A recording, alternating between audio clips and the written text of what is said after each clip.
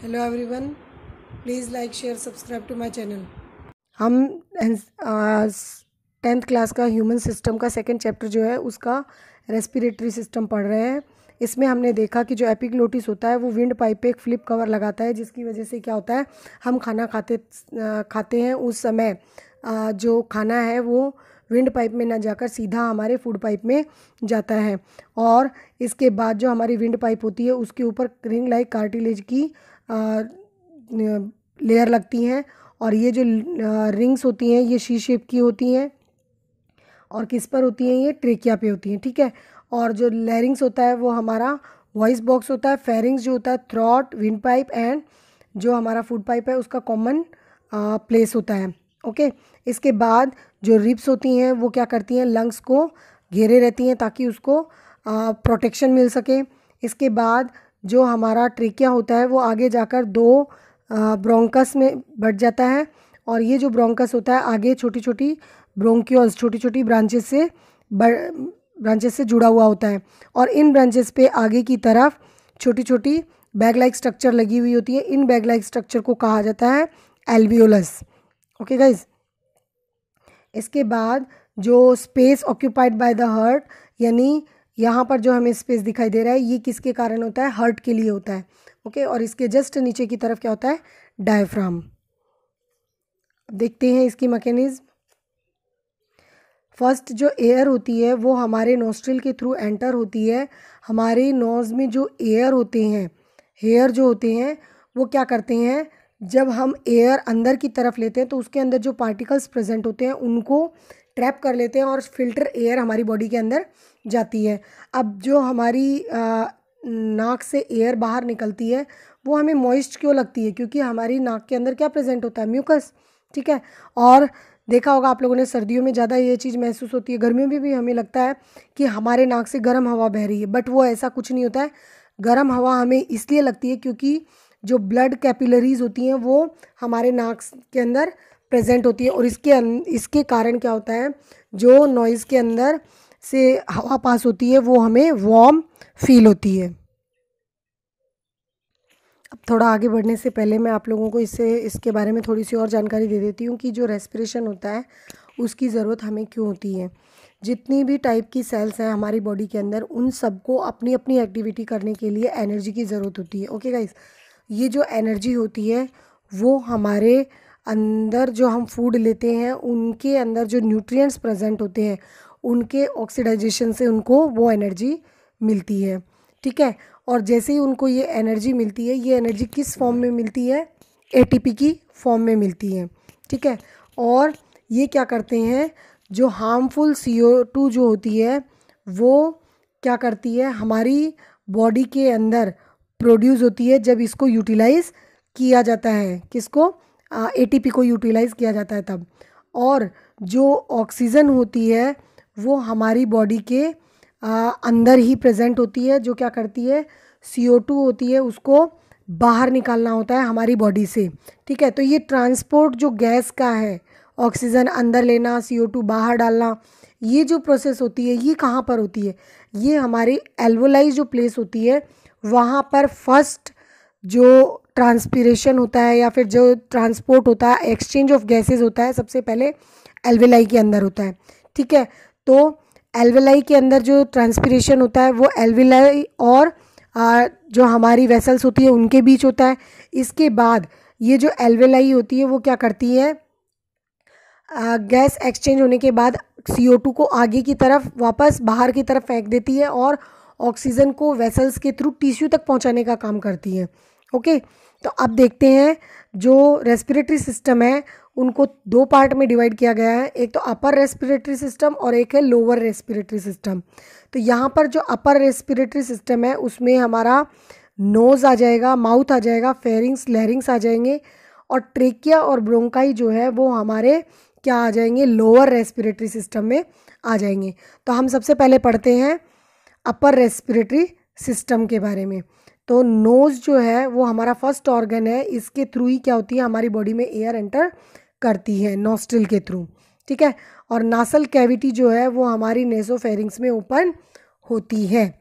इसके बाद second organ हमारा आता है माउथ, ठीक है। और माउथ से जो हम एयर लेते हैं वो प्योर एयर नहीं होती है, ठीक है। इसके बारे में थोड़ा और देखते हैं।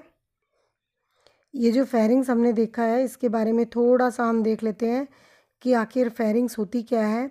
जो फेरिंग्स होती है ये एक मस्कुलर जैसे चिमनी होती है उसकी स्ट्रक्चर की होती है, और इसके जो आगे वाला पार्ट होता है उसके ऊपर हमारी नासल कैविटी होती है। और इस फेरिंग्स को जनरली 3 पार्ट में डिवाइड किया गया है। एक है हमारा नेजोफेरिंग्स, एक है ओरोफेरिंग्स जो हमारे माउथ से जुड़ी हुई होती है, ठीक है गाइज, और एक होती है लैरिंगोफेरिंग्स जो लैरिंग्स से जुड़ी होती है, लैरिंगोफेरिंग्स,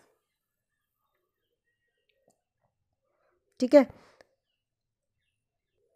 इसके बाद जो लैरिंग्स होती है वो 9 टाइप की कार्टिलेज से मिलकर बनी हुई होती है, ठीक है। और जो हम फूड सॉल्व करते हैं उसके टाइम पर जो एपिग्लोटिस होता है वो क्या करता है, हमारे इस जो हमारी विंड पाइप होती है उसके ऊपर फ्लिप कवर लगाता है, और यहीं पर हमारी क्या प्रेजेंट होती है, वोकल कार्ड भी प्रेजेंट होती है। इसके बाद हमारा आता है नेक्स्ट लैरिंग्स और फेरिंग्स हो चुका है। इसके बाद हमारा ट्रेकिया आता है। ट्रेकिया जो होता है लगभग 5 इंच लंबा होता है, और इसके ऊपर जिन सेल्स का आवरण पाया जाता है उसे कहते हैं सूडोस्टेटिफाइड सिलिएटेड कॉलमनर एपिथीलियम, ठीक है। और ये सी शेप की हाइलिन कार्टिलेज से बनी हुई होती हैं। इसके ऊपर से जो सी शेप की रिंग पाई जाती है वो हाइलिन कार्टिलेज की बनी होती है, ठीक है। और इसी से होती हुई एयर जो है वो हमारी ब्रोंकाई तक जाती है। ब्रोंकाई हमारी दोनों लंग्स की तरफ जाने वाली 2 ट्यूब होती हैं, ठीक है। देखिए क्या दे रखा है, जो ब्रोंकाई और ब्रोंक्यूल है वो क्या होते हैं, इसमें 2 ट्यूब होती हैं, लेफ्ट ब्रोंकाई और right bronchi.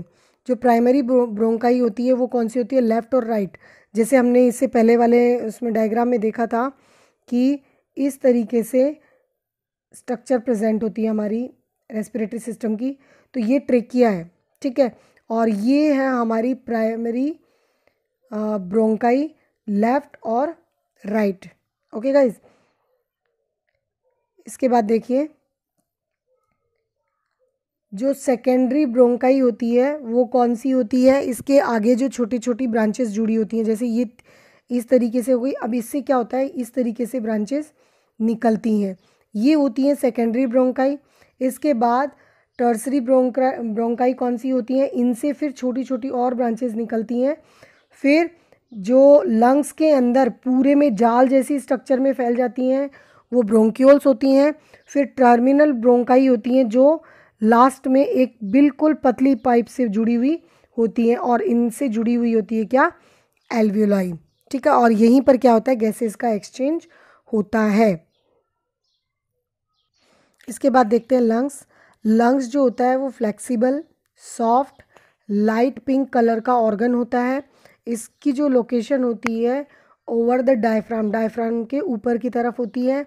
Made of numerous bronchi, alveoli, blood vessels, lymphatic vessels, flexible fibres, ठीक है।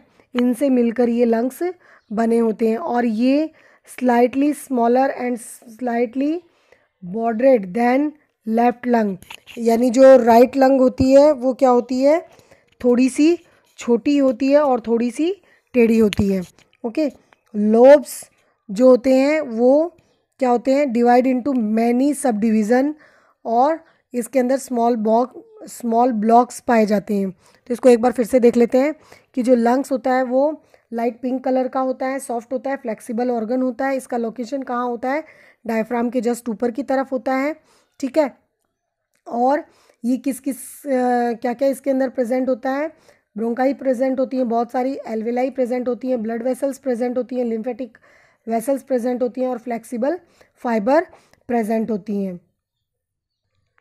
इसके बाद जो हमारी एल्वेलाइज होती हैं उसके ऊपर स्क्यूमस एपिथेलियल की जो लेयर्स पाई जाती हैं, कौन सी, स्क्यूमस एपिथेलियम की लेयर्स पाई जाती हैं। ओके, इसके बाद देखते हैं जो 30 मिलियंस एल्वेलाई जो है वो ईच लंग्स में प्रेजेंट होती हैं। इसके बाद जो लेवल है रेस्पिरेशन का वो 2 टाइप का होता है, एक होता है एक्सटर्नल और एक होता है इंटरनल। तो एक्सटर्नल में क्या होता है, gases exchange between alveoli and capillaries. अभी मैंने थोड़ी देर पहले आपको बताया कि एल्वेलाई से कैपिलरी वेसल्स के पास O2 जाती है, उसके बाद ये वेसल्स क्या करती हैं, टिश्यू तक पहुंचाती है। तो वही यहाँ पर है, जो एक्सटर्नल रेस्पिरेशन होता है वो तो एल्वेलाई ये इस तरीके से होती है और इससे बहुत सारी ये वेसल्स जुड़ी हुई होती हैं। तो यहाँ तो हो गया एक्सटर्नल रेस्पिरेशन। इसके बाद ये वेसल्स जाकर आगे बहुत सारी छोटी छोटी सब ब्रांचेज में डिवाइड हो जाती हैं और हर सेल को गैस हर सेल को गैस पहुँचाती हैं। तो ये जो एक्सचेंज होता है गैस का, ये होता है क्या, इंटरनल एक्सचेंज, मतलब बॉडी के अंदर। ओके, इसके बाद आता है एल्वेलाई एक्सचेंज ऑफ गैस किसको करती है, कैपिलरी को करती हैं, और कैपिलरीज जो है वो किसको करती हैं, टिश्यू को करती हैं। ओके,